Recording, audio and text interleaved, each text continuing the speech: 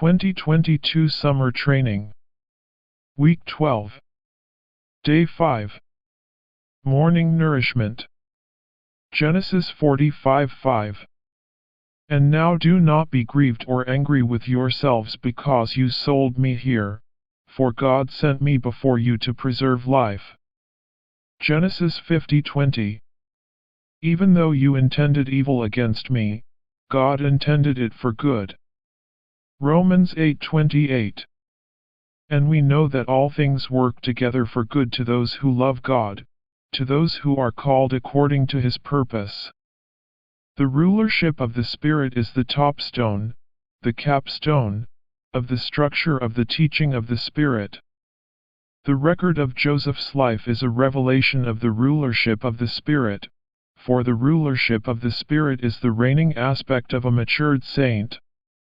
Joseph did not need to forgive his brothers, because he did not blame them. He received as from God all that his brothers had done to him, and he comforted those who had offended him. What grace, and what an excellent spirit, he had. Today's reading. Joseph's two dreams, both from God, unveiled to him God's divine view concerning the nature, position, function, and goal of God's people on earth. According to their fallen nature, God's people are evil and unclean, but in God's eternal view, His people are sheaves of wheat full of life and heavenly bodies full of light. The reigning aspect of the mature life never condemns God's people. Rather, it shepherds and appreciates them. Joseph's dreams controlled and directed his behavior.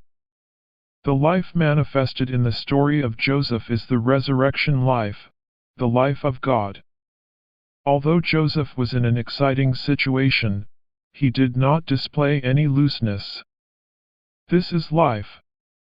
With Joseph we see not only life but also the way of life, which is to keep ourselves under control. Never think that Joseph was not human. He was full of human feelings and sentiments, but he kept himself with all his feelings under the rulership of the Spirit. Therefore, in Joseph we see not only the mature life but a reigning life and the way of this reigning life. We all, especially the young people, need such a life and such a way that is the reigning aspect of a mature person. This life is not easily excited, and it does not reveal its glory. Instead, in the midst of excitement it remains calm, controls itself, and conceals its glory.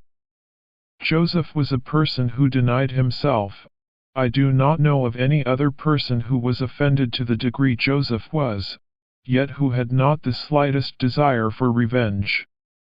Often when Christians forgive someone, they say, "Yes, I forgive you, but I also want to remind you of the seriousness of what you have done." This kind of forgiveness does not mean anything, for actually it is not forgiveness at all. When Joseph forgave his brothers, he comforted them and told them not to be angry with themselves, but to forget what they had done to him. He said that their selling him into slavery was God's doing to preserve life. Joseph did not blame his brothers for what they had done, rather, he regarded them as God's helpers. They had helped God to get him to Egypt. How sweet is the record of Joseph's life! Because Joseph was fully under God's guidance, there was no need for him to regret anything he did. Joseph is a living illustration of what is revealed in the New Testament. He was a self-denying person who had no self-interest, self-enjoyment, self-feeling, self-ambition, or self-goal. Everything was for God and for God's people. Joseph's self-denial, his restriction under God's sovereign hand, was the key to the practice of the kingdom life. Thank God for Joseph's self-denying life. Through such a life God's purpose was fulfilled, and the kingdom was brought in, realized, and practiced. Through this fulfillment, the children of Israel shared in the enjoyment of the kingdom. This is the end of today's morning revival.